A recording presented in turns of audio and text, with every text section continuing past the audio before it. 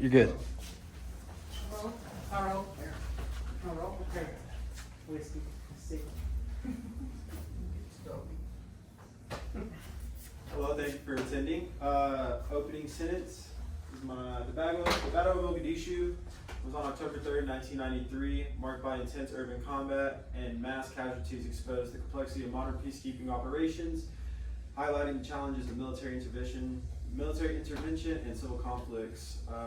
Interjectly, while I meet the enemies of my country, I shall defeat them on the field of battle, find better train, and will fight with all my might. Surrender is not a range of word. I will never leave a fallen comrade to fall into the hands of the enemy. And under no circumstances will I ever embarrass my country. That's the fifth stanza of the Ranger Creed. The fifth stanza really embodies what happened in the Battle of Mogadishu. Through adversity, trials, and tribulations, they were able to make it out alive with only 18 dead. I will talk about the infiltration phase of the Battle of Mogadishu.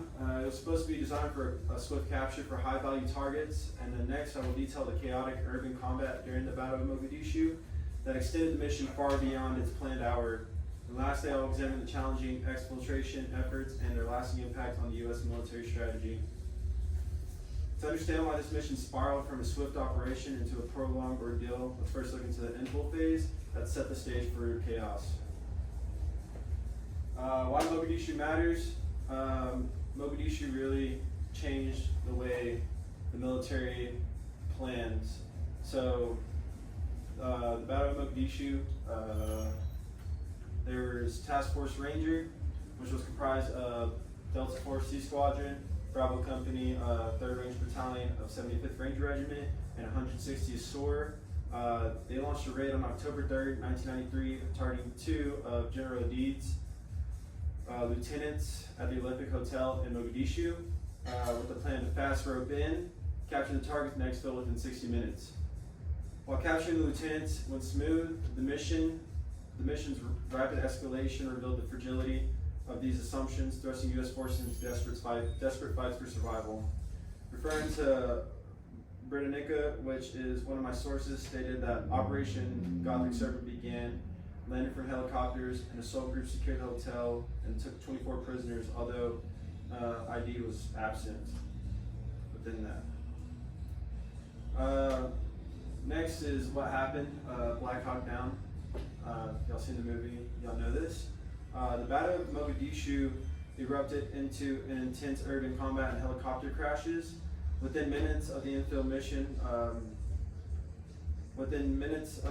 on the mission started to fall apart when PFC Todd Blackburn tried to grab the fast rope and ended up missing it and fell 70 feet from the helicopter. He landed stretched out on his back. Medevac came and picked him up, and following that was the downing of Black Hawk Super 6-1 by an RPG. Sparking firefights, second Black Hawk Super 6-4 crashed 45 minutes later, turning a planned 1-hour mission into an 18-hour battle against thousands of Somali militiamen. If you look right here,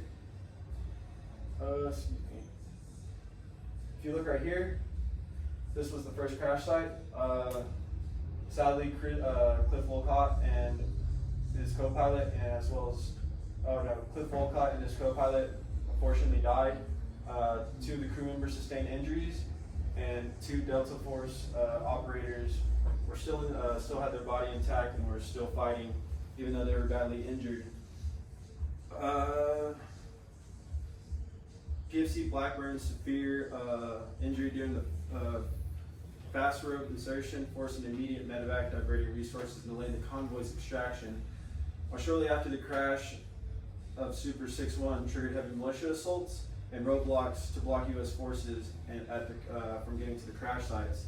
So this was delaying the rescue due to the lack of armed support as well.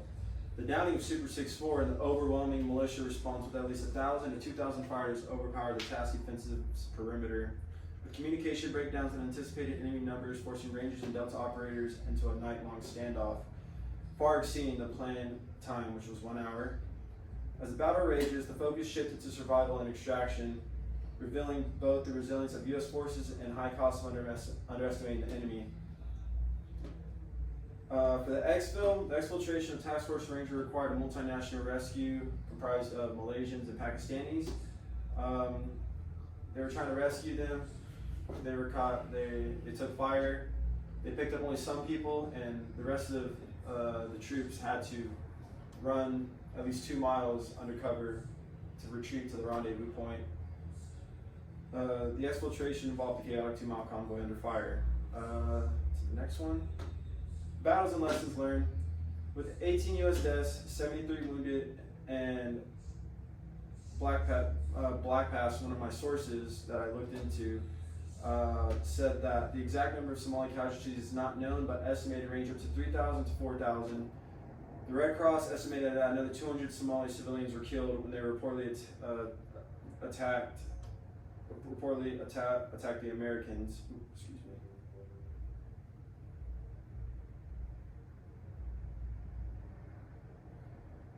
The battle fallout led to Clinton to back away from the U.S. involvement with Somalia within days.